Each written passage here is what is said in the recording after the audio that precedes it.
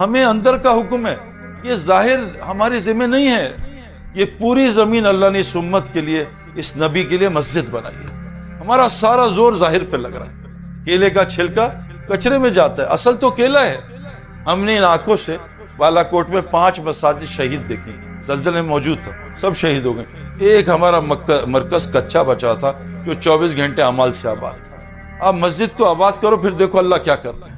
ورنہ جتنا مرضی چیخیں مارتے رہو گے، ہدایت کے اعمال کے بغیر ہدایت نہیں مل سکتی. کرکٹ کی محنت کے بغیر کرکٹر نہیں بن سکتا. ہدایت کے اعمال سب سے پہلے مساجد کو آباد کرو، اور اللہ گارنٹی دے رہے ہیں کہ مساجد کو آباد کرنے والے ہی ایمان والے. انما صرف ایمان والے کون ہیں؟ جو اللہ کے گھروں کو آباد کرتے ہیں. حضرت محمد صلی اللہ علیہ وسلم کو جو مسئلہ ہوتا تھا، ابھی بھی آج مجھ سے کچھ پوچھا تھا، سعید بھائی کوئی الگ سے ذکر دیں. میں نے کہا ایک ٹانگ اٹھا کے 6 لاکھ دفعہ یہ پڑھو، پھر دوسری اٹھا کے 3 لاکھ یہ پڑھو. یہ ذکر پسند ہے. اب کوئی نبی کا ذکر پوچھو. حضرت محمد صلی اللہ علیہ وسلم کو جو مصیبت آتی تھی آپ نماز پڑھتے. ہم سے نماز پڑھی نہیں جاتی کیونکہ جسم ڈھیلا ہو چکا ہے نا. بیٹھ کیونکہ تسبیح دے دو ہلتے رہیں، ہل کے ہی گئے، نماز پڑھنے کا دل نہیں کرتا. اللہ کے نبی جو مسئلہ ہے نماز سے بڑا کوئی ذکر ہی نہیں ہے. ابراہیم علیہ السلام کی بیوی کو پکڑ لیا بادشاہ نے، اس زمانے کی فرعون نے، حضرت سارہ کو. آپ نے صلاۃ الحاجت شروع کی. جیسی شروع کی وہ فرعون ہاتھ ڈالتا، اس کو روب آ جاتا، ڈر جاتا. اتنا ڈرا کہ اپنی بہترین باندی ہدیہ میں دے دی، ہاجرہ. اور ہاجرہ سے اللہ نے اسماعیل علیہ السلام کی پیدائش پیدا کی. حضرت ابراہیم علیہ السلام کی نماز سے حضور صلی اللہ علیہ وسلم ملے ہیں. آج ہمیں نماز پہ یقین نہیں. یہ نماز جنت فردوس لے جاتی ہے. میرے دوستو، حضور کی مسجد میں ایمان کا حلقہ لگتا تھا، اور اللہ اپنے نبی کو کہہ رہے ہیں، اے نبی جی وَاصْبِرْ نَفْسَكَ مَعَ الَّذِينَ يَدْعُونَ رَبَّهُمْ بِالْغَدَاةِ وَالْعَشِيِّ. آپ بھی ان مجلسوں میں صبح شام بیٹھا کریں. ہمارے پاس ٹائم ہی نہیں ہے.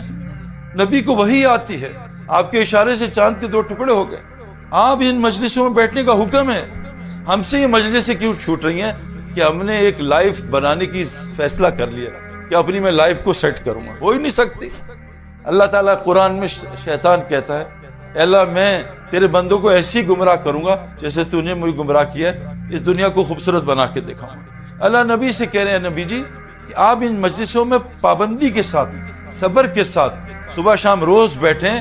اور یہ وہ لوگ ہیں یریدون وجہ، یہ اللہ کی رضا کے لیے بیٹھتے ہیں. ان کو اور کوئی چیز غرض نہیں، نہ پیسہ نہ شہرت. اور وَلَا تَعْدُوا عَيْنَكَ عَنْهُمْ، اے نبی جی آپ یہ مجلس نہ چھوڑیے گا.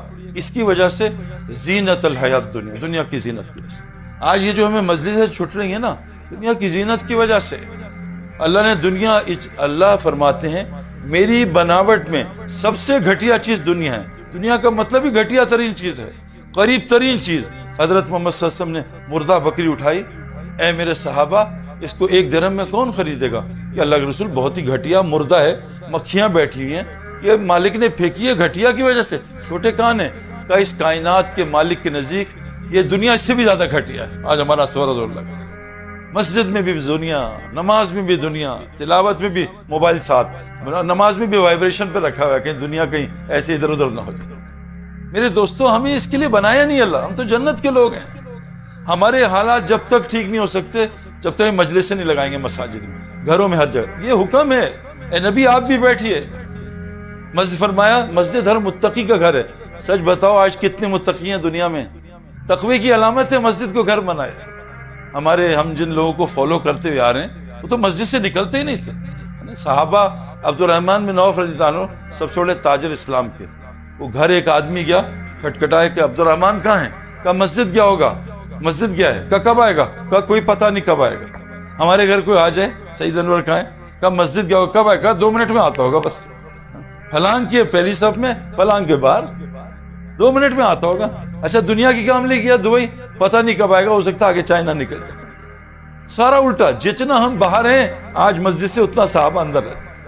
فرمایا اتنی بڑی سارے علماء کی متفق رائے ہے کہ ابن تیمیہ نے لکھی کہ جیسے مچھلی کا گھر پانی ہے، اس کی ساری ضروریات پانی کے اندر ہیں، اس کی حیات پانی میں، بہت تڑپے گی، کٹے گی، پخانہ بنے گی. ایسی اس امت کے حالات اللہ نے مسجد کے ساتھ دیا. میں بھی ایک ڈاکٹر سرجن سے ملا، وہ کہا آپ کا ایک مسجد کا بیان سنا میں نے، 3 مہینے سے مسجد کے اعمال میں جڑ رہا ہوں. اللہ نے میرے گھر کو جنت بنا دی. اللہ نے میرے سارے حالات ٹھیک بنا. میرے دوستو اللہ کے واسطے یہ تقوی کا مہینہ ہے. تقوی مسجد کی محنت کے بغیر نہیں مل سکتا. کوئی مائی کے لال سوئمنگ پول کے بغیر سوئمر بن جائے مجھے بھی بتا دیں. کوئی آدمی بالٹی میں سوئمر بن گیا ہو, یار میں بالٹی میں 3 مہینے محنت کی سوئمر بن گیا. یا کسی نے رکشا خرید کے پائلٹ بن گیا ہو کہ رکشا چلا رہا تھا پائلٹ بن گیا. بغیر مسجد کے یہ متقی نہیں بن سکتا. مسجد ہر متقی کا گھر ہے. جو مسجد کو گھر بنائے گا اللہ اس کو راحت دے گا, اس پہ رحم کرے گا, اپنی رضا کے ساتھ پلسرات سے داخل. مزید بیانات سننے کے لیے ہمارا channel The Way of Islam official subscribe کریں.